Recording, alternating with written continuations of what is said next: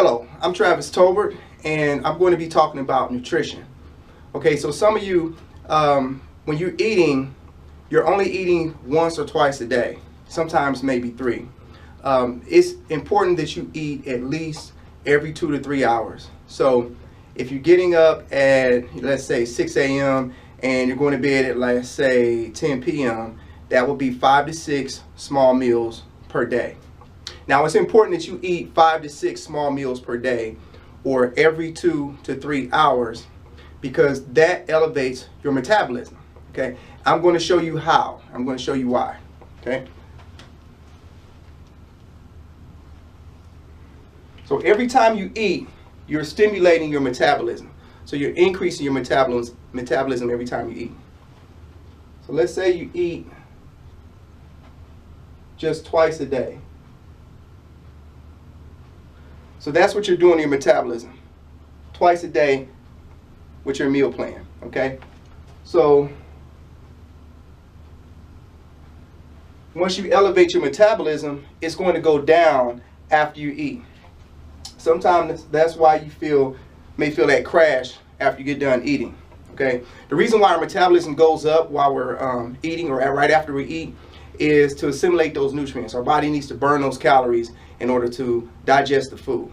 Okay, so we want our bodies to be able to burn calories more frequently. And studies have shown that people who are eating every 2 to 3 hours burn calories a lot faster, and they have body fat percentages that are lower than the national average. Okay, so what I'm going to do is show you what happens when you eat.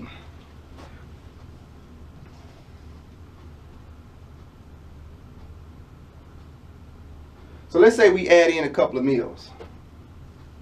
Okay, let's say we add 3 meals in. So there's 1, 2, 3, 4,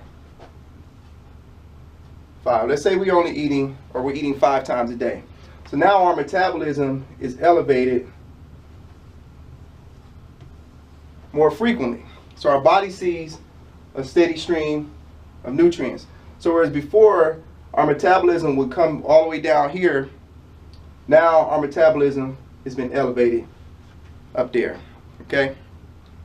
Now, when I say we need to be eating more meals, that's not snacks. Snacks are not included. A meal consists of protein, carbs, and fats. Protein, carbs, and fats. Okay, so what we want to do, or what we do here at Tolbert Elite Fitness, is we want to increase your protein intake. And the reason you want to increase your protein, or we increase your protein intake, is because the body takes more calories to digest protein than anything else. So during the digestion process, adding protein to each meal is going to cause you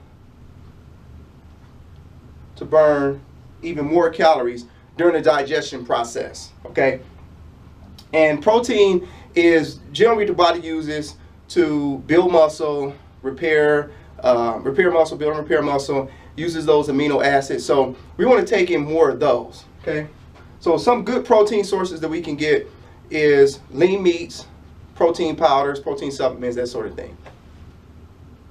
So chicken, turkey, fish, beef, and say protein powder. Okay, so the next thing our body needs is it needs fuel. It needs fuel in order to do our exercises. Those come in the forms of carbohydrates. Now, carbohydrates, what we want to do is we want to decrease the amount of carbohydrates that are not as good for you and increase the carbohydrates that are good for you. So, for example, we want to decrease breads and pastas and that sort of thing, and increase things like fruits and veggies.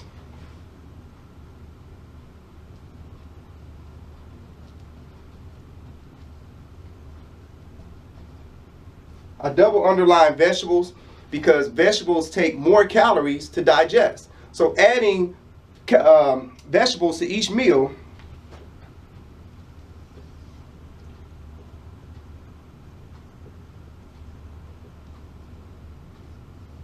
will elevate our metabolism even more. Okay, so now we're up here, whereas our metabolism was down here. Now we moved up here to up here. Okay, so and by the way, we haven't worked out yet. This is just through nutrition. So we want to maximize the calorie burning outside the gym. We do that through our diet. Okay. The other thing I want to talk about is fats. Now, we want to replace. We don't want to take out fats, because some people think, I want to do low cal or low fat, no fat.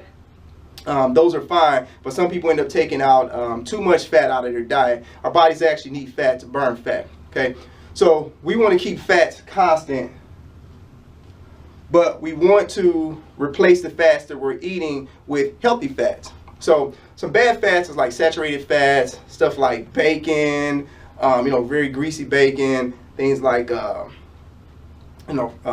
fried chicken, stuff like that. Saturated fat is solid at room temperature. So what we want to do is replace that with some healthy fats, polyunsaturated fats, monounsaturated fats. So for example, we want to have avocado. That's a good example. Fish oil, olive oil, etc. And I'm going to double underline fish oil. Fish oil is good because with fish oil you can burn an additional 400 calories per day. Okay, so fish oil is very important because at the end of the week you'll have burned 2,800 calories. 1 pound of fat is 3,500 calories. So just taking in some fish oil, some healthy fats, or replacing that in your diet, your bad fats with your fish oil, you can burn up to 2,800 calories per week, which is almost a pound of fat. Oh, and by the way, we haven't worked out yet. So this is the fats that you want to try to consume, or some fats. This is just examples. And we also want to throw in there a cheat day.